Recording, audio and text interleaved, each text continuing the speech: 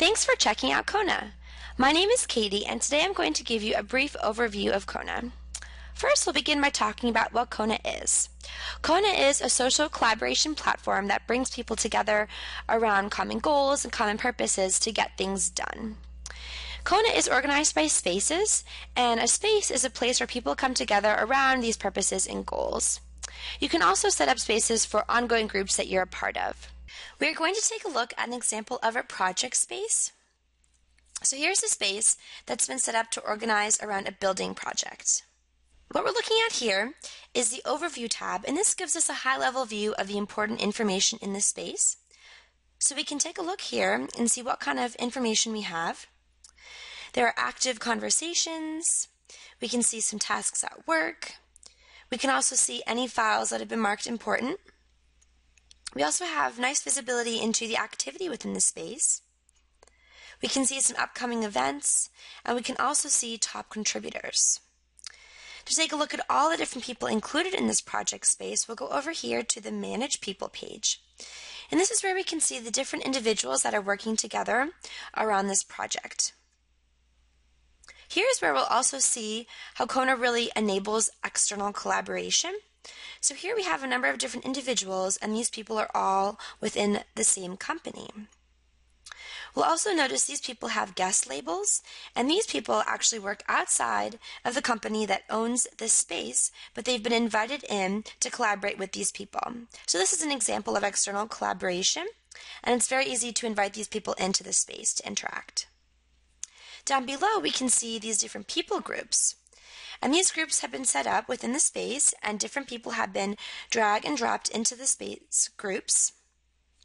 And these groups are very important for the permissions of different items and also for controlling information and for privacy. So these different groups can be assigned to conversations, tasks, and other activities in Kona, and you can lock down the information that you're sharing to just these groups. So later on, I'll show you how these groups come into play. So first, we're going to take a look at the Conversations tab of the space. And I just want to note that within every space, you have these tabs available with different activities for interaction with your group.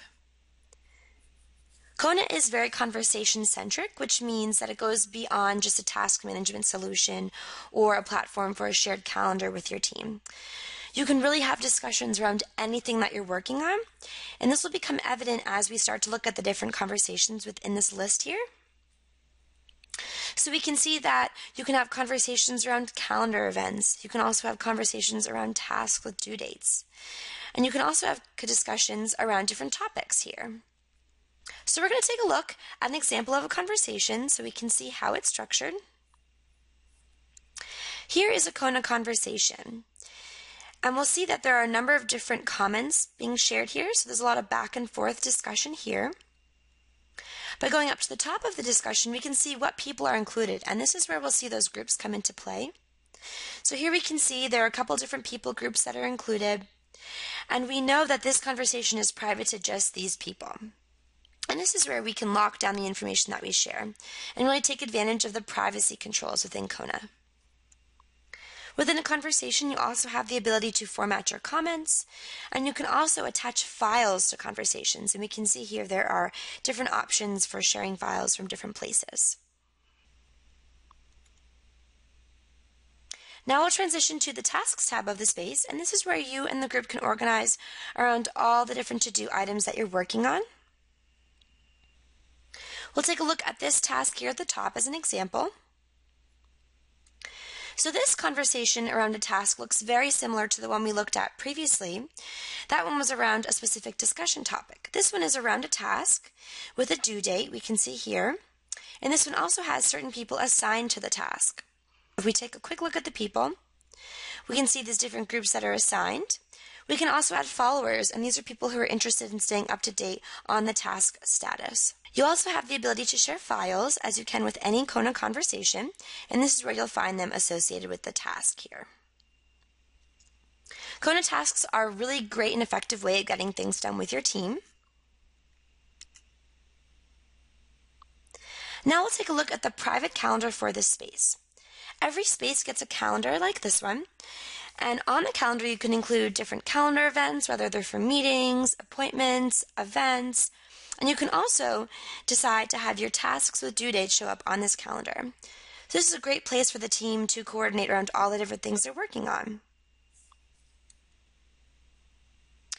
And lastly, the Files tab within the space is a place where all the files that have been shared across the space come into view.